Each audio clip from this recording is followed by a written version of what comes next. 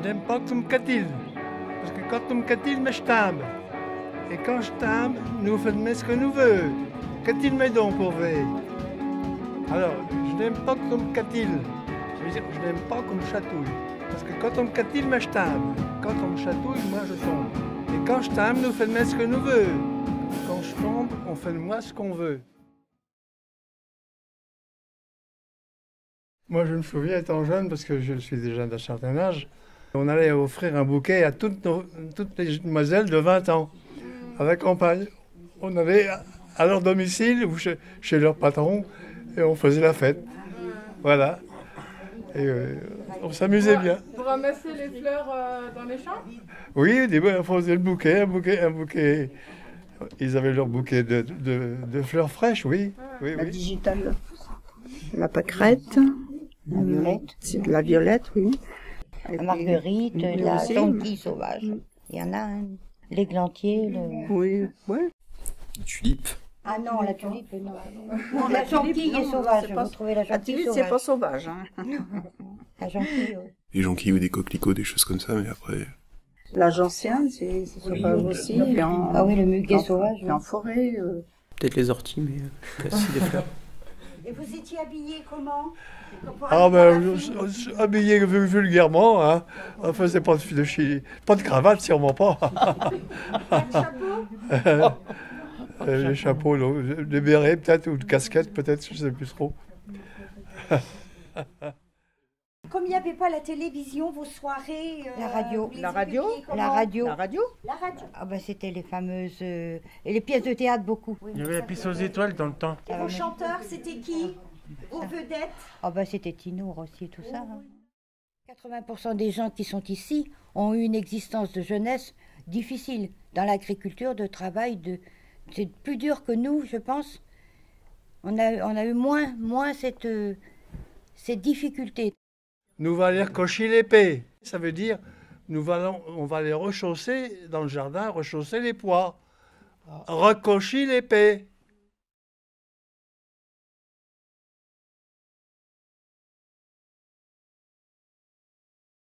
À mes 14 ans, j'ai arrêté l'école pour prendre l'apprentissage le 1er février de coiffeuse. J'avais pas de certificat, fallait travailler. À 12 ans, j'ai quitté l'école complètement pour aller bonne. Et moi, j'étais apprentie coiffeuse et ensuite employée de commerce. Et ma mère est décédée à 42 ans. J'avais même pas 9 ans. Et on était encore 5 à aller à l'école. À 12 ans, j'ai quitté l'école complètement pour aller bonne.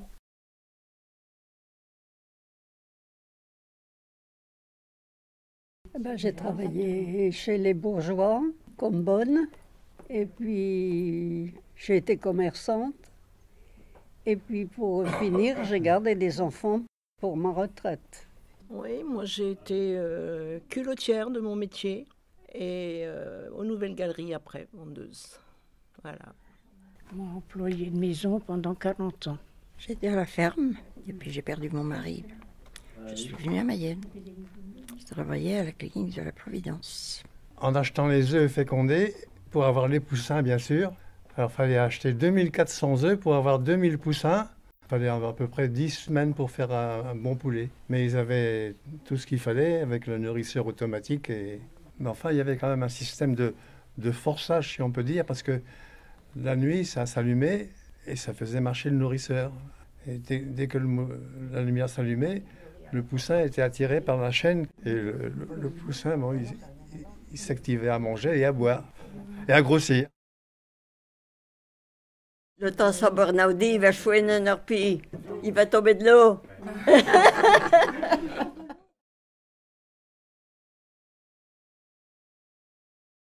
J'ai eu beaucoup de mal à m'adapter à la France. Et beaucoup à Mayenne. Mayenne, ah oui.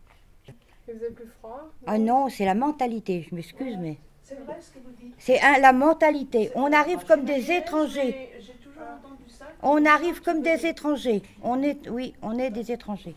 C'est très difficile de se faire adapter. Mais une fois que vous êtes adopté, vous êtes adopté. Mayenne a quand même bien changé commercialement. Qu'est-ce que c'était bien, les nouvelles galeries. C'était dans la rue, je ne sais pas si vous connaissez la rue Aristide-Briand là. On avait deux étages, hein. C'était très important. C'est en 89 qu'ils ont fermé. Hein. Et tout ça, c'était pour aller ouvrir la Motte, Hyper Rue. Il y a beaucoup de commerces qui ferment, qui s'en vont en périphérie.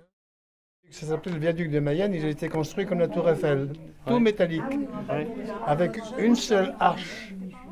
C'est vraiment c'était un beau viaduc. Hein. C'est construit par Eiffel aussi parce qu'il a, Et il a été détruit par les Allemands à la guerre de 40.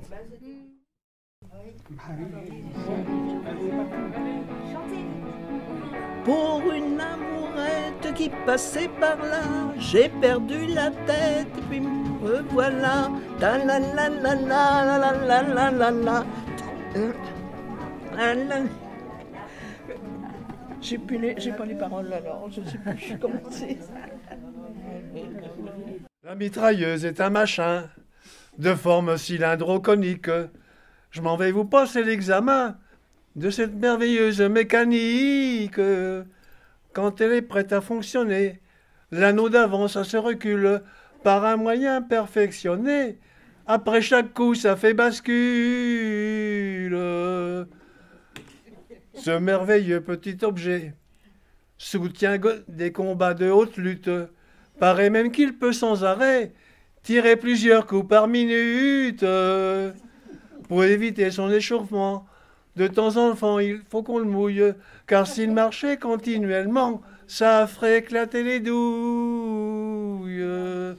Enfin, le levier d'armement, quand on a cessé de combattre, se rabaisse progressivement, et sur ses deux billes vient se rabattre.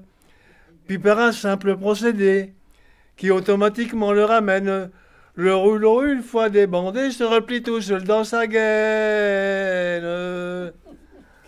Les mitrailleurs sont empressés de montrer aux femmes ce vrai chef-d'œuvre. L'engin en est vite redressé pour leur en expliquer la manœuvre. Mais il arrive que parfois, le coup porté cause une blessure qui se prolonge pendant 9 mois par une énorme boursouflure. Un bon mitrailleur doit toujours tirer tous ses coups en sourdine. Il doit s'imposer chaque jour le nettoyage de sa machine. Et s'il prévoit que le temps est mauvais, il protégera sa culasse avec du bon tissu anglais. C'est ce qu'il y a de plus efficace. Voilà. C'est pour rire un peu. Hein.